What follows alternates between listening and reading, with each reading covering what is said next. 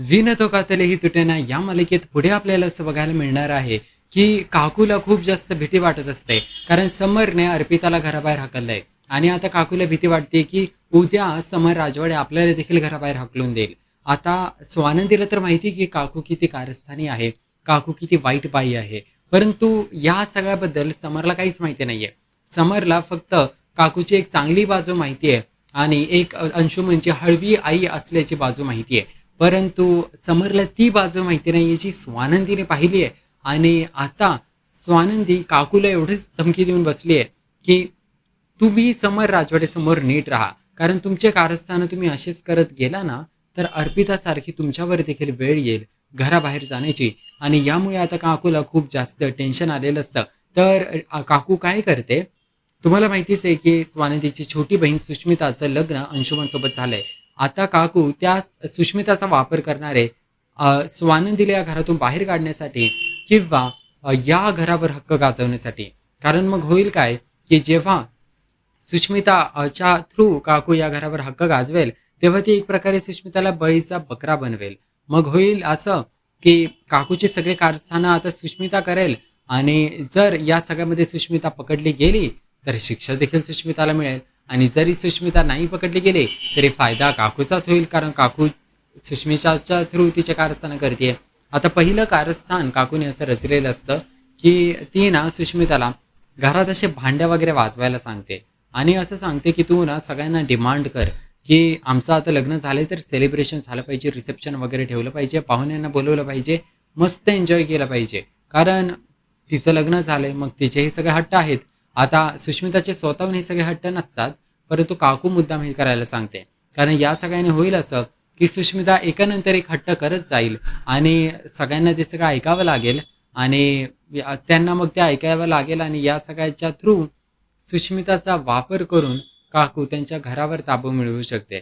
कारण मग सुष्मिताच्या नुसारच घरातल्या सगळ्या गोष्टी व्हायला लागतील.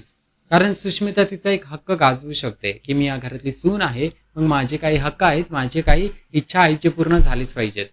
अशा पद्धतीने आता काकूने हा सगळा खेळ सुरू केलाय. आता सुष्मिता काय करते, घरातले सगळे लाईटी बंद करते आणि हॉलमध्ये अशी भांडी वाजवायला लावते. आणि त्यावेळेस मग स्वानंदी तिकडे येते, सगळे लोक तिकडे जमतात. सगळ्यांना खूप जास्त राग येतो सुष्मिताला या अवस्थेत पाहून.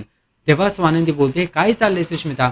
तर सुष्मिता स्वानंदीला उत्तर देते की माझं पण म्हणजे काही इच्छा आहेत मनातले. माझं लग्न झालंय अंशुमनसोबत, तर मला देखील म्हणजे मस्त एन्जॉय करायला वगैरे भेटलं पाहिजे ना. आणि तुम्ही जर पार्टी वगैरे ठेवणार नसाल आमच्या लग्नाची, तर मी एकटीच एन्जॉय करते हे भांड्या वाजून. अशा पद्धतीने सुष्मिता एक प्रकारे ब्लॅकमेल करण्याचा प्रयत्न करते घरच्यांना, की तुम्ही माझं ऐकलं नाही तर मी तुम्हाला त्रास देईल. आणि तेव्हा मग स्वानंदी बोलते, की सुष्मिता ही कोणती पद्धत आहे वागण्याची? तुला जर तुझ्या काही इच्छा मांडायच्या तर तू डायरेक्टली ते मांडू शकते. तुला असं वागण्याची गरज नाहीये. तुला म्हणजे असं गाजावाजा करण्याची गरज नाहीये व सगळ्यांना त्रास देण्याची गरज नाहीये, की तुम्ही माझं ऐकलं नाही तर मी तुम्हाला त्रास देईल. तर अशा पद्धतीने स्वानंदी सुष्मिताला समजावते. सुष्मिताला पण हे सगळं पटत असतं. परंतु काकूच मुद्दाम सुष्मिताला अशा सगळ्या गोष्टी करायला लावतीये. कारण काकूने जर अशाच पद्धतीने सुष्मिताला गोष्टी करायला लावल्या, तर पहिलं म्हणजे काकूच्या बाजूने सुष्मितावर कंट्रोल राहील आणि सुष्मिता देखील काकूचा ऐकेल आणि तिचा एक हक्क गाजवायला सुरू करेल घरावर. अशा पद्धतीचा काकूचा हा सगळा प्लॅन आहे.